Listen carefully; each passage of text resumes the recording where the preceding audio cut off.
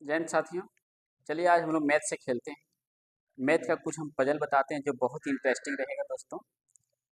देखिए दोस्तों, मैथ सब कोई पढ़ता है और मैथ जो होता है, जो संख्या 1 2 3 4 5 6 7 8 9 यानी टोटल 9 अंक और एक जीरो, ये जीरो मिला करके 10 अंक जो होता है, 10 अंक से मिल करके पूरा गणित का निर्माण हुआ है।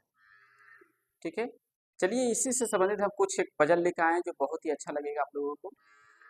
चलिए मैंने बोर्ड पे लिखा हूँ 0 1 2 3 4 5 6 7 8 9। देखिए, ठीक है। अब आपको करना क्या है, देखिए हम जैसा बोलते हैं वैसा आपको सिर्फ करना है, बाकी का रिजल्ट हम बताएंगे। सबसे पहले क्या करना है, 1 से 9 तक कोई भी एक संख्या को आपको सोचना है। चलिए आप लोग मेरे साथ जुड़े रहिए और जैसा मैं कहता हूँ वैसा करते चलिए। चलिए 1 से 9 तक कोई भी एक आपको अंक को सोचना है।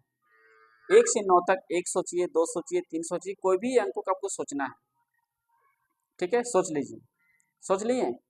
चलिए ठीक है। अब क्या करना है, देखिए सोची गई संख्या को उसको 3 से मल्टीप्लाई कीजिए। जो संख्या अपने मन में सोचे हो उस संख्या को 3 से मल्टीप्लाई कीजिए। ठीक है, कर लिए? आपका जो आंसर आया वो आंसर को फिर से अब 3 से मल्टीप्लाई कीजिए। अब 3 से मल्टीप्लाई करने के बाद आपको 2 अंक की संख्या प्राप्त हुआ होगा। अब क्या करना है, वो दोनों अंक को आप आपस में जोड़ दीजिए।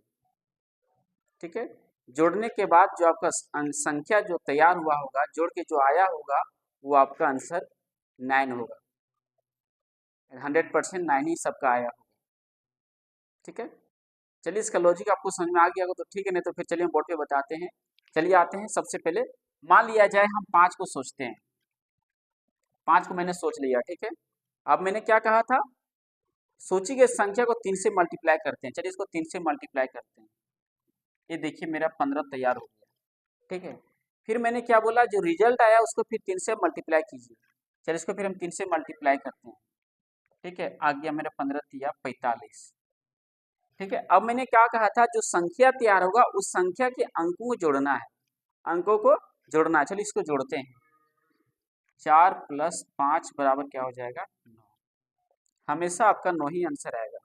कोई भी संख्या आप इसमें सोच सकते हैं। सोचने के बाद 3 से मल्टीप्लाई कीजिए, जो आपको आंसर तैयार होगा उस अंक को फिर से आप 3 से मल्टीप्लाई कीजिए। अब जो संख्या तैयार होगा वो दोनों अंकों को जब जोड़ेंगे तो हमेशा 9 प्राप्त होगा।